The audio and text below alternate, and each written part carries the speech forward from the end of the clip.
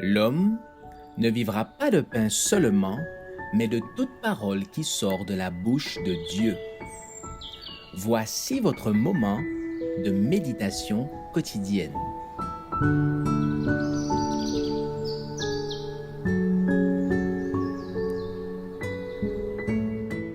Avec Dieu chaque jour.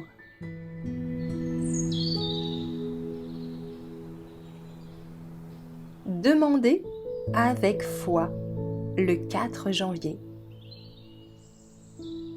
Mais qu'il la demande avec foi sans douter, car celui qui doute est semblable au flot de la mer, agité par le vent et poussé de côté et d'autre.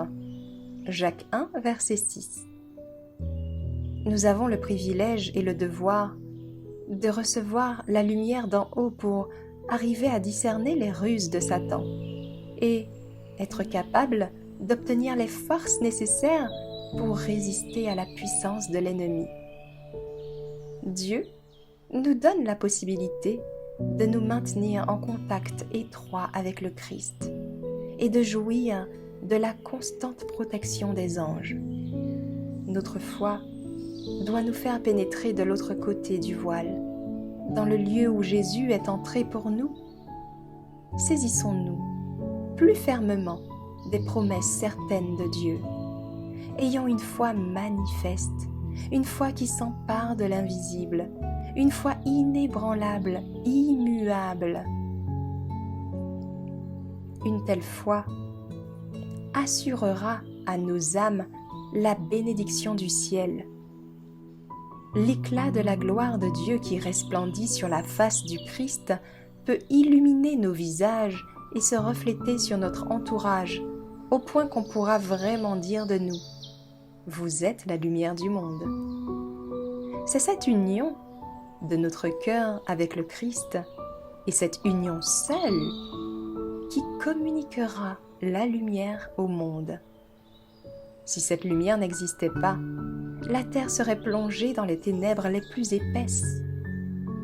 Plus les ténèbres qui nous enveloppent sont épaisses, plus éclatante doit resplendir la lumière de la foi et de l'exemple chrétien. Le fait que l'incrédulité domine et que l'iniquité s'accroît autour de nous ne doit ni diminuer notre foi, ni affaiblir notre courage. Si nous cherchons Dieu de tout notre cœur, si nous travaillons avec zèle, si notre foi est inébranlable, alors la lumière resplendira sur nous comme elle l'a resplendi sur Enoch, le prophète fidèle.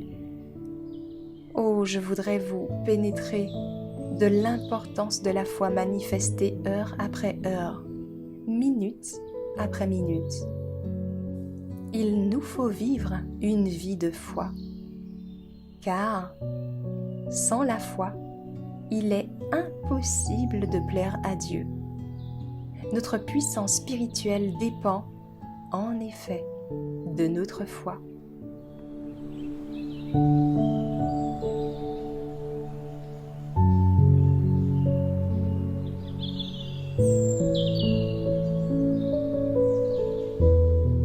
Merci d'avoir écouté cette présentation. Assurez-vous de nous rejoindre demain pour votre moment de méditation quotidienne avec lereste.org.